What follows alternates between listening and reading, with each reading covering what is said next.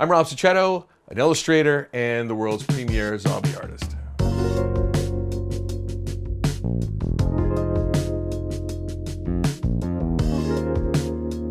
My zombie art is more of the old school type. It's hand done, hand painted, hand illustrated with real ink and paint. It's not computer generated. It's basically the old style and old methods of illustration. When I was a kid, way back, even like 5, 6 years old, I was right into dinosaurs. That's how I got into drawing. Being able to draw dinosaurs, like these crazy, detailed monsters and stuff. And then zombies sort of just came naturally. It was a natural progression. Zombies, to me, were really cool because there were so many different types. Zombies could be portrayed in so many different ways. And I thought, wow, like this is so cool. I could do 1 billion different zombies and it all look different. So that was the thing that captivated me. That's the thing that drew me into the whole zombie genre.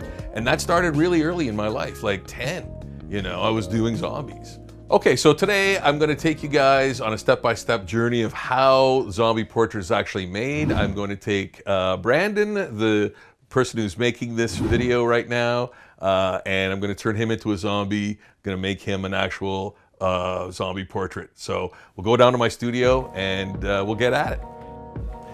So this is the studio where all the work gets done. I've got the printout of the person's photograph that I'm going to turn into a zombie. And the next step is to actually zombify the photograph with a nice big thick Sharpie. Everything's hand done. So what I try to do is I go in and try to make everything a little more visible, bolder, put holding lines over things so I can actually turn this into line art so it's easier to work from. I think this process is really important because I like getting the likeness down as close as possible. The zombie stuff is almost secondary to me. So yeah, I want to make this the strongest part of the process. Once that process is done, I put it on a light table and lightly trace that image.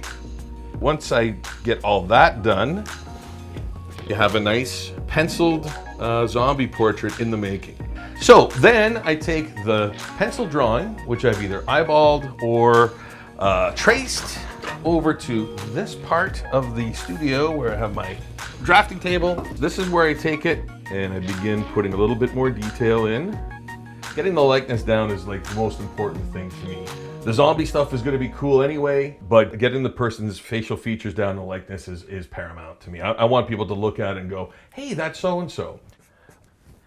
Once I've completely finished the penciling phase and got everything down, the next step is to add color washes with real, genuine watercolor paint. The first color I lay down is the background, which is always deep yellow, because all the zombie portraits I do, unless requested, have the same background. And why I do that is because A, it works with any zombie drawing foreground, and if put back to back or connected side to side, they create the largest zombie portrait in the world. So that's another little sort of hidden thing that I do with all the zombie portraits. Yeah, that should be good. Now that the color washes are done, it is in actually the worst. It looks like a 2-year-old did this. This is the worst part, looks-wise, of the process. It's all the color washes that are on there. So my job now is to make this look awesome, make it look like a real cool zombie illustration. So this is the next step, this is the inking phase. This is kind of a longer process because it's more involved, much more line work, but I love it. I can sort of relax, put in all the cool details and stuff.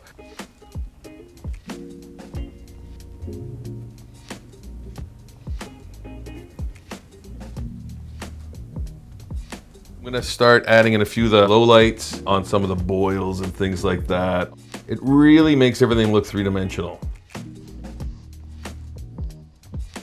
Okay, so I'm down to the last 2 quick steps. This is where we're at now, and wow, we've come a long way. So what I do now is put in the hot spots with this guy. It is just a whiteout pen. And all the little gore will get these little highlights. And I'll put some in the eye. I'm gonna add one little thing. Don't overdo it. I think we're good.